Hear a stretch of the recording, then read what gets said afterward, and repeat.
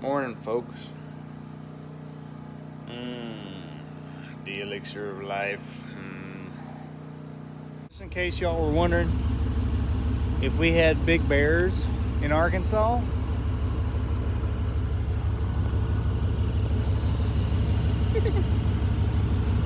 that is one massive pile of bear shit. So yeah, we got them.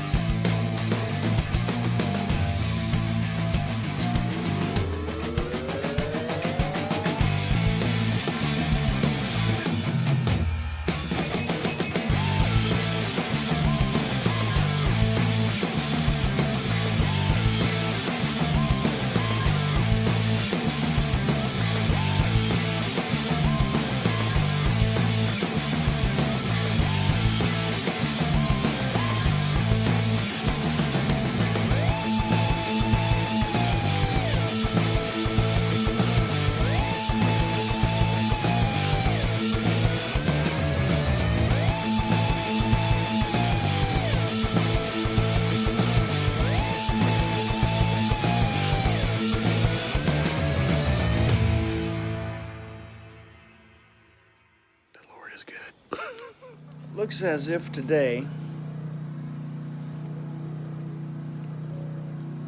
I may be doing some chores around the property, some deer chores, to refill corn, take the cards out, switch them out.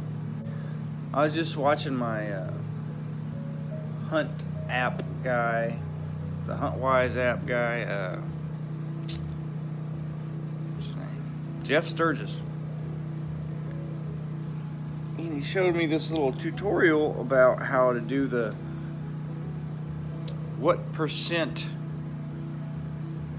chance of success do you have on certain days, and he's got an algorithm that he uses on the HuntWise app. Today is like a 3% day. So that's not good. One of the things I want to try to get better at this year, and I'm not doing a very good job of it so far, is being more successful in the times that I go to the woods. I love being out in the woods and talking with God and being out in nature. But on the other hand, I get frustrated when I don't see any animals or harvest any animals. So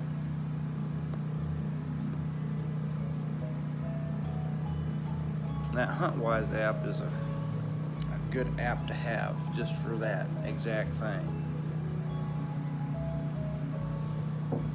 So we'll see. I don't know. Alright, folks.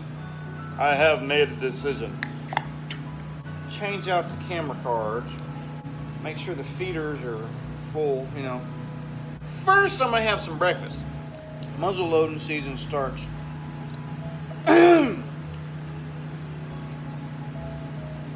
next Saturday, the 17th of October.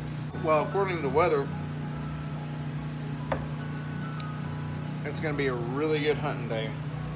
There's a serious cold front coming through. Miss Jane is thinking about going on a camping trip with the girls. So I'll bring Mahala and Zoe up here with me. They can camp out in the cabin while I'm down there in the fire break hunting. I know it's not what you expected, folks.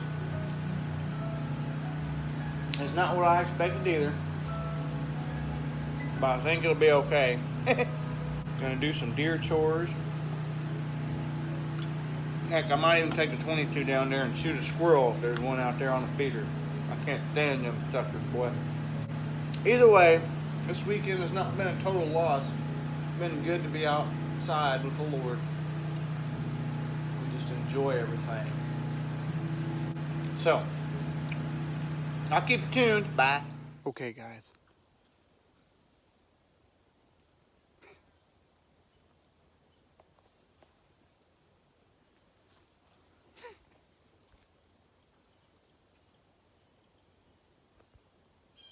There's a squirrel or a deer or something over here in the woods.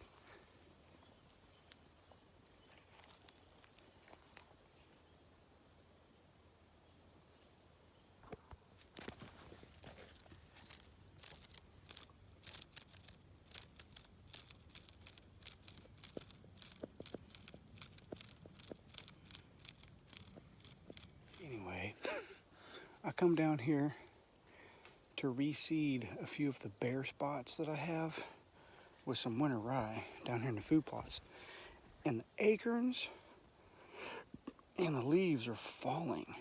So, Jesus, my bag fell over. It sounded like a snake hissing.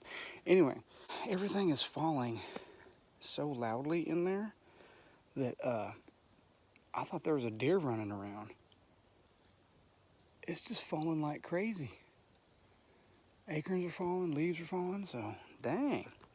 Anyway, I wanted to show y'all something.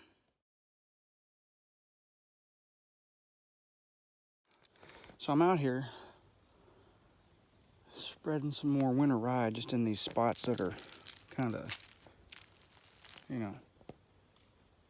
lacking.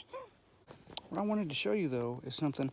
I'm always learning stuff in the deer woods, okay? And I wanted to show you something that I wouldn't necessarily think of when I'm thinking in terms of scrapes. Usually, when I see a scrape, it's by a rub on a tree or by a licking branch or something like that in the middle of the woods. That doesn't necessarily have to be so. Right here, you can see I've got a clover plot. I've got some turnips in there too, just kind of random turnips. And it's mostly clover, and I'm filling in the wet spots. Not the wet spots. I'm filling in the weak spots with some winter rye right now. I want you to look at something. You see where there's that V dug out right there, and right there? That's in the middle of my food plot, and it's brand new. That, ladies and gentlemen, is a buck scrape. I know that because when they make a scrape, they do it in a V pattern or an A pattern without the little cross member. I've seen them do it on videos a lot. That's a buck scrape, and he did it right in the middle of a clover patch. Evidently this is his little route through here, and he munches a little bit as he goes through. There's a spot over there in the fence where I know they go through for a fact. So anyway, I wanted to share that with you. Don't think that just because there's no rub or no licking branch or anything like that in a spot that you can't just find a scrape. You may find a scrape out in the middle of a field. It's just up to the buck where he wants to put it. So that's something new I've learned. I'm going to keep trucking along and putting down some more winter rye all the way up there. That winter rye came in really good. So, sorry, all the way up there. That winter rye came in really good. But I'm going to keep seeding it more and more and more. And the clover is coming in really good too. That's a really good patch of clover, and you can tell they're in here eating it. So I'm excited about it. Next week is muzzle loading, so I'm going to set this down in here. I'm going to put some on that little food plot that is actually green down there by the creek, but I want to make sure that it doesn't just get green up and then die, because sometimes it does that. Winter rye will usually come in just about any any kind of dirt, any kind of soil. Doesn't have to be the best soil in the world. You can get clover and winter rye to grow pretty good. So, and the deer seem to like it. So that's good. So let's go down here.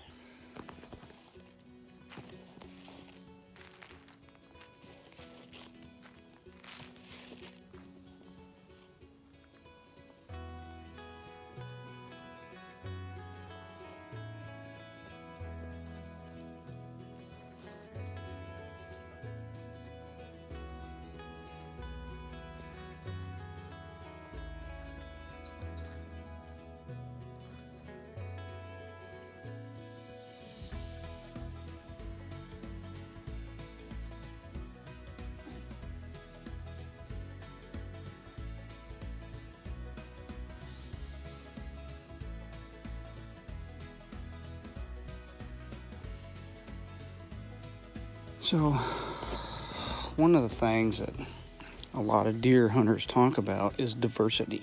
Not just for the sake of bringing in deer, but also for the other critters, you know, pollinators and birds and stuff.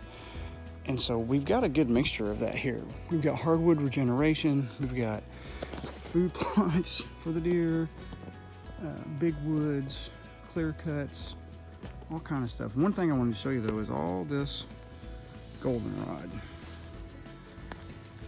I'm not sure exactly how beneficial it is for the deer, but I can tell you they seem to like it, and the pollinators seem to really like it too. Hello, Mr. Bee.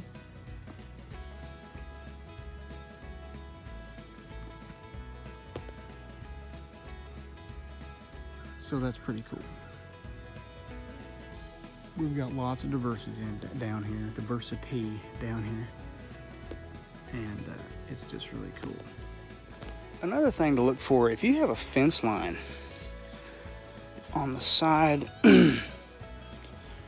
of your property somewhere where it abuts to a neighbor's property, or maybe it's just a fence line you own, especially if it's a barbed wire fence, look for weak spots. Not only spots that are torn down that might need to be mended, because not only do you need to mend those spots, also those are places where deer might like to cross because it's easier. They don't have to go through or over or whatever. That being said, deer will also, and other critters will also go under in a lot of spots. I'm going to show you a couple spots like that right now. Let's get down here. Do you see how that bottom rung, that bottom string of barbed wire is a lot farther off the ground than the rest of them are? It's kind of hard to see, but that's a spot where they're coming through. And you'll usually be able to see some kind of indentation at the bottom, like right there. There's an indentation where something is walking through. It may not be a deer, but it's probably some kind of critter. I know I shot one last year, a little spike buck, and he came and he ran this way and he went underneath that. And I found him piled up just on the other side of the creek over there.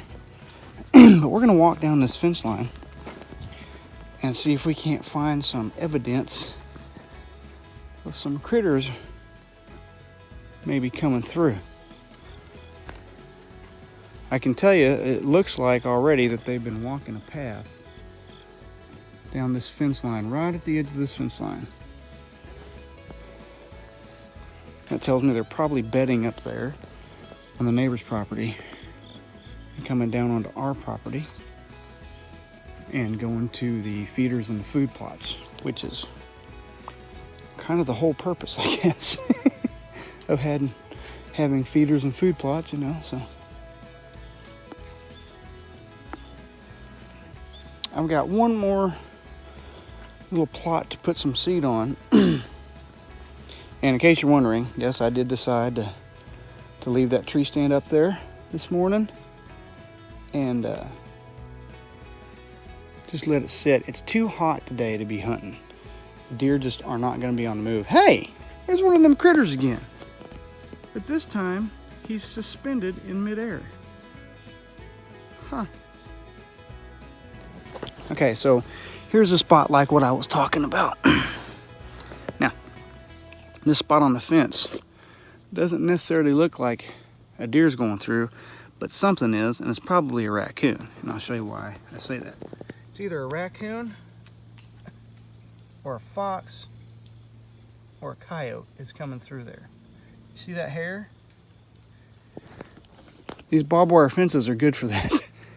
They'll actually catch things like hair and leave evidence behind as to what might be going through there. Hey, I found some deer bones. A big old pile of them right there.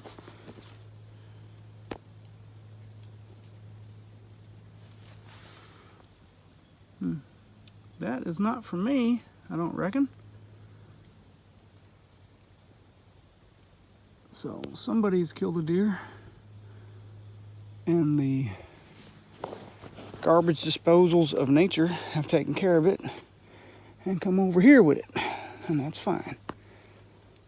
You never know what you're gonna find in the woods, boys and gals.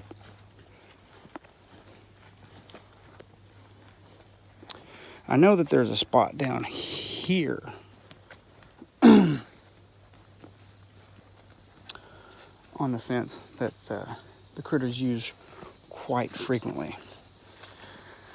Well, actually a couple spots that I can show you. One is right next to the feeder, where they just come straight through from the big woods right directly to the feeder, and that's, you know, mostly squirrels and raccoons and stuff. But it could be other things too, you know. You never know. Huh. Let's see here.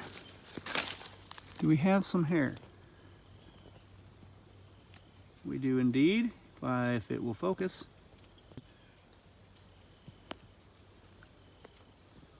Can't really see it because it's not focusing, but there is deer hair on that piece of barbed wire. You just can't see it. I wonder if I zoom in. Probably not. So that's an example like what I was talking about. There's another spot. There's another spot. There's another spot. Now these are all closer to the feeder, so I imagine it's gonna pick up in intensity the fence crossings, you know. Bring the seeds with me.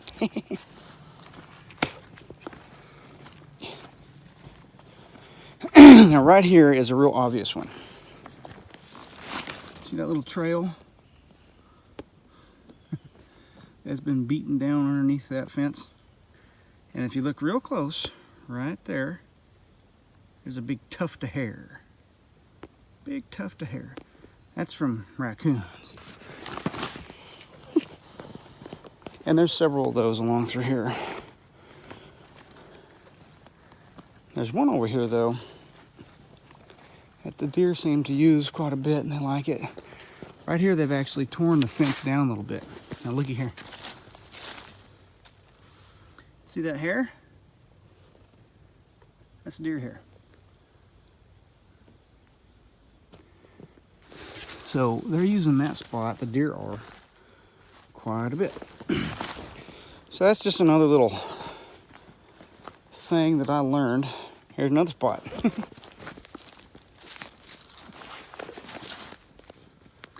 It looks like deer hair and raccoon hair. Lots of deer hair on the bottom too. So that's something to be aware of. And right here also is a red oak tree. A couple of them. At least one red oak tree. It looks like it might be a hickory tree, I'm not sure, but. And there's lots of acorns down here that's something's been munching on, so that's good. There's another spot. You can and you can just kind of tell the more you get in the woods and get involved, start looking at this stuff, the more you can just tell what these fence crossings and other things look like. You know, so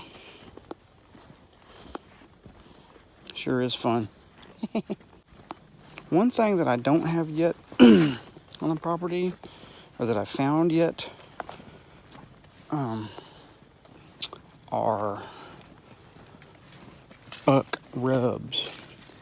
That may be the first scrape, maybe the second scrape that I found on the property right there. So maybe that's a good thing.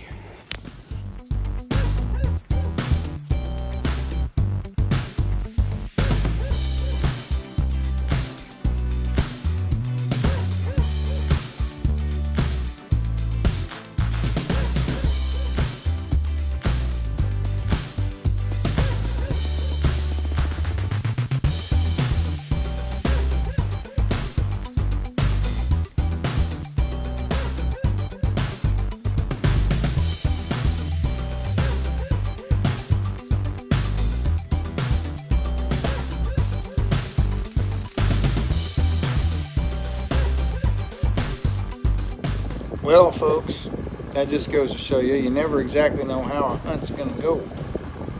You never exactly know how the weather's going to be, and you might as well make the most of it. So, one thing I noticed with the little bit of land management that we've done this year, with the Lord's help, is we're seeing more quality bucks come in about 3 weeks earlier than we saw last year. Got a nice 6-point and a nice 10-point beside. We named him that because on his right side you'll see this G whatever 2 or whatever that flares out, and it looks like a trident, like the ancient mythical god Poseidon. So anyway,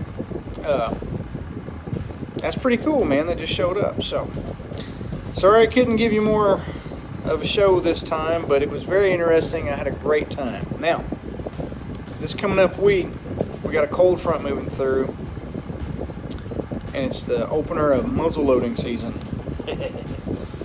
So hopefully, get in there a few days and really start to hunt the property just a little bit here and there. So stay tuned. Love y'all.